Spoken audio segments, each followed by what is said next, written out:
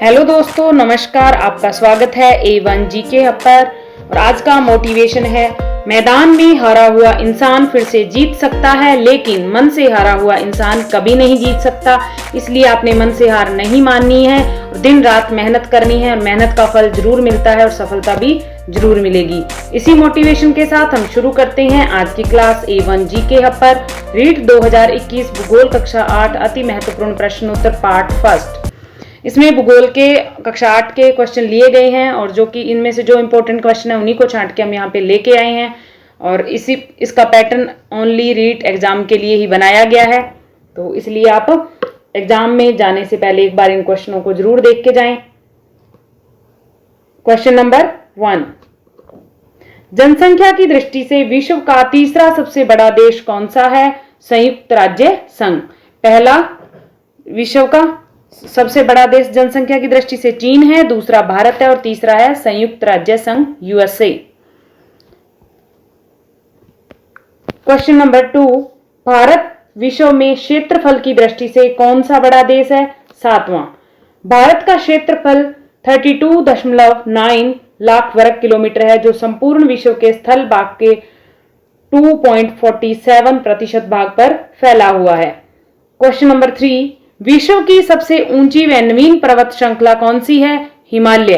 Question number 4, अरब सागर में स्थित 36 द्वीपों के समूह को क्या कहते हैं? लक्षद्वीप। क्वेश्चन नंबर 5, विश्व की कुल जनसंख्या का कितना प्रतिशत भाग भारत में रहता है? 17.5%, 17.5%। जनसंख्या से रिलेटेड एक क्वेश्चन जरूर रीट के एग्जाम में पूछा जाता है, तो इनको आप देख के जाएं जिससे कि आपको कोई वहां पे कंफ्यूजन ना हो।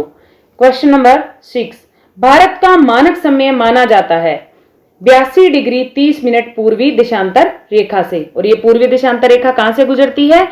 इलाहाबाद के निकट से गुजरती है। क्वेश्चन नंबर 7, भारत का एकमात्र सक्रिय ज्वालामुखी स्थित है निकोबार में।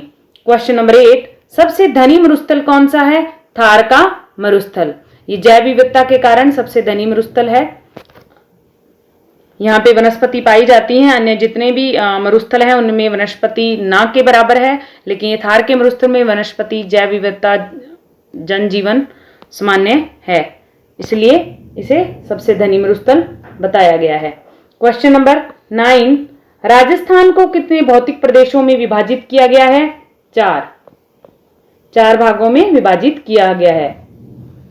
क्वेश्चन नंबर 10, राजस्थान की अंतरराष्ट्रीय सीमा किस एकमात्र देश से लगती है? पाकिस्तान से। केवल एक ही देश से अंतरराष्ट्रीय सीमा लगती है, वो है पाकिस्तान। क्वेश्चन नंबर 11, भारत के उत्तरी पश्चिमी भागों में कौन सा राज्य स्थित है? भारत के उत्तरी पश्चिमी भाग में कौन सा राज्य स्थित है? राजस्थान। तो राजस्थान की स्थिति बताई गई है, भारत में कहां है? उत्तरी पश्चिमी भाग में। क्वेश्चन नंबर 12, वर्तमान राजस्थान में स्वतंत्रता से पूर्व कितनी रियासतें, कितने ठिकाने और कितने केंद्र शासित प्रदेश थे? 19 रियासतें, 13 ठिकाने, 1 केंद्र शासित प्रदेश वर्तमान राजस्थान में स्वतंत्रता से पूर्व था।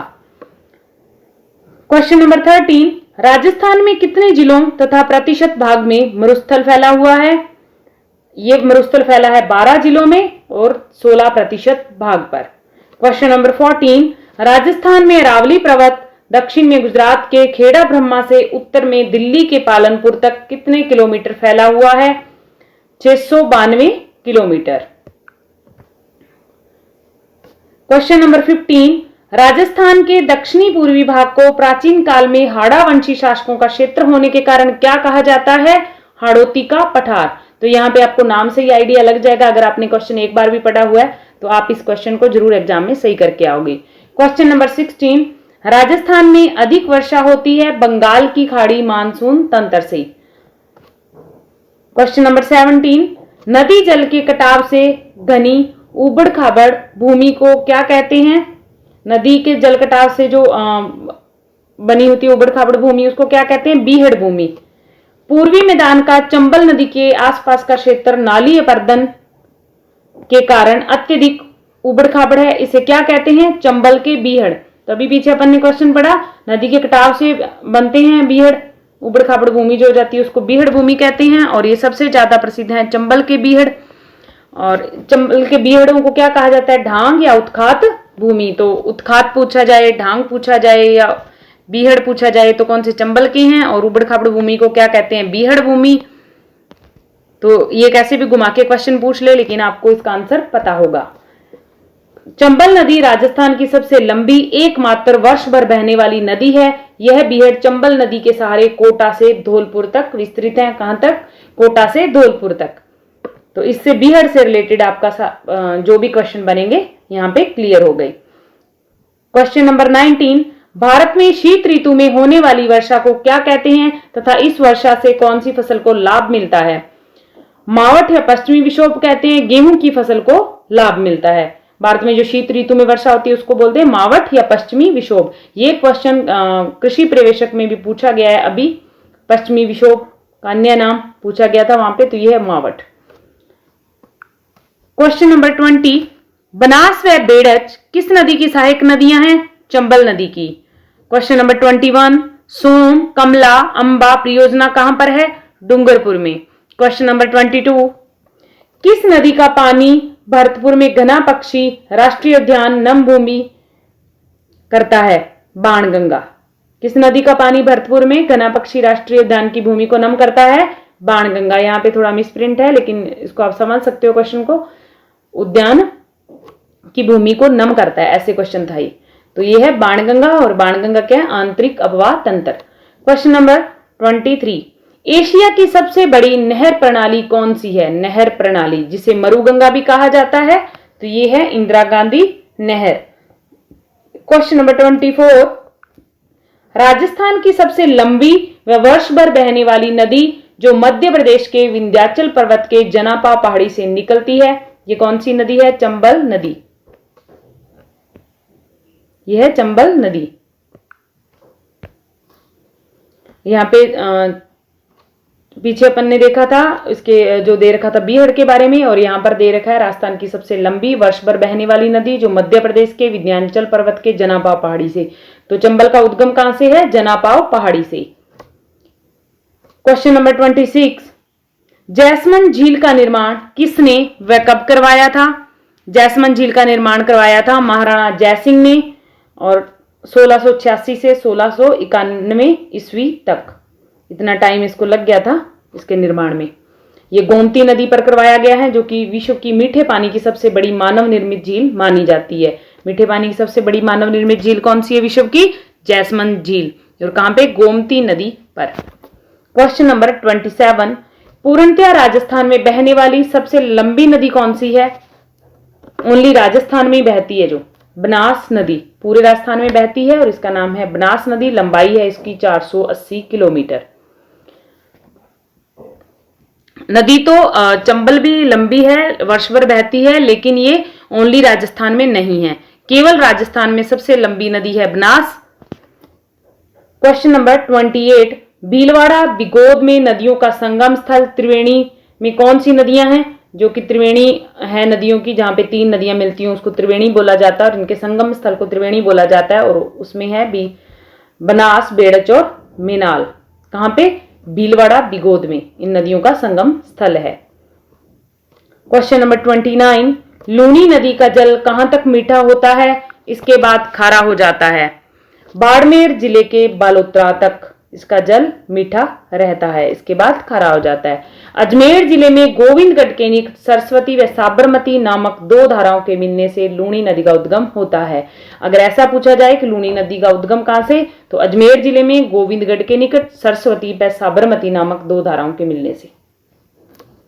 क्वेश्चन नंबर 30, बांसवाड़ा जिले में माही नदी पर कौन सा बांध बनाया गया है, माही बजाज सागर बांध। तो बांधों से, नदियों से रिलेटेड क्वेश्चन आपके एग्जाम में पूछे जाते हैं, लेकिन ये पूछे ओनली जो आरबीएसई बोर्ड की बुक्स हैं उन्हीं में से पूछे जाते हैं। तो आपको ज़्यादा एक्स्ट्रा देखने का टाइम भी आपके पास नहीं बचा है, तो आप इस वीडियो को जरूर ध्यान से देखें। बहुत ही शॉर्ट में बनाया गया, आपका टाइम बिल्कुल ज़्यादा नहीं लिया गया है, इसीलिए ऑब्जेक्टिव टाइप भी क्वेश्चन नहीं बनाए गए हैं, तो ओनली रिविजन। क्वेश्चन नंबर 31, नदी घाटी परियोजना के महत्व को देखते हुए इन्हें आधुनिक भारत के मंदिर किसने कहा, पंडित जवाहरलाल नेहरू ने। ये क्वेश्चन आपको पक्का एग्जाम में मिल सकता है क्योंकि काफी अच्छा क्वेश्चन है।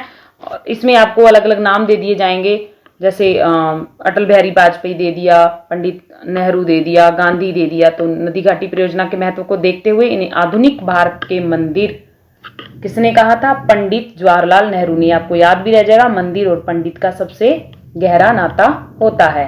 क्वेश्चन नंबर 32, इंदिरा गांधी नहर का अंतिम बिंदु कौन सा है?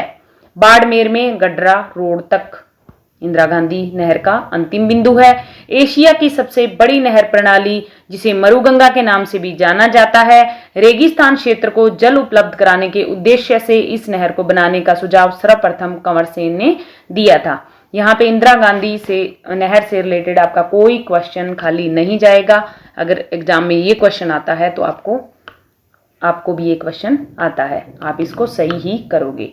क्वेश्चन नंबर 33, वह कौन सा जिला है जिसकी जल प्रबंधन प्रणाली विश्व भर में सर्वोच्च स्थान पर है? यह है उदयपुर बेसिन। क्वेश्चन नंबर 34, विश्व के सबसे बड़े महाद्वीप एशिया में विश्व की लगभग कितनी जनसंख्या निवास करती है? विश्व का सबसे बड़ा महाद्वीप कौन सा है? एशिया महाद्वीप। और इसमें विश्व की लगभग कितनी जनसंख्या निवास करती है तथा यह लगभग कितने क्षेत्रफल पर विस्तृत है? यहाँ पे आपके 2 क्वेश्चन क्लियर हो जाएंगे, 3 भी हो जाएंगे क्योंकि एशिया महाद्वीप सबसे बड़ा महाद्वीप। तो जनसंख्या तो है 67% और इसका जो कि क्षेत्रफल है ये है 30% क्षेत्रफल पर ये विस्तृत है। क्वेश्चन नंबर 35, 2 अक्षांशों के मध्य स्थित विशेष परिस्थितियों वाला क्षेत्र किस नाम से जाना जाता है? कटिबंध के नाम से जाना जाता है 2 अक्षांशों के मध्य स्थित विशेष परिस्थितियों वाला क्षेत्र। और नेक्स्ट हम लेके आएंगे आपके लिए इसी कक्षा 8 के भूगोल से सेकंड पार्ट। उसमें ओनली 20 या 25 ही क्वेश्चन है जो कि इसमें रह गए हैं क्योंकि वीडियो ज़्यादा लंबा बन रहा था और इतना टाइम स्टूडेंट्स के पास नहीं है। इसलिए आप इनको 1 से 2 बार जरूर रिवाइज करें जो कि आप एग्जाम में कोई गलती इन क्वेश्चनों को करने में ना करें। अगर आपको हमारा ये वीडियो अच्छा लगा हो तो चैनल को सब्सक्राइब जरूर करना। खुश रहिए, मुस्कुराते रहिए। जय हिंद, जय Bharat, best of luck for your exam.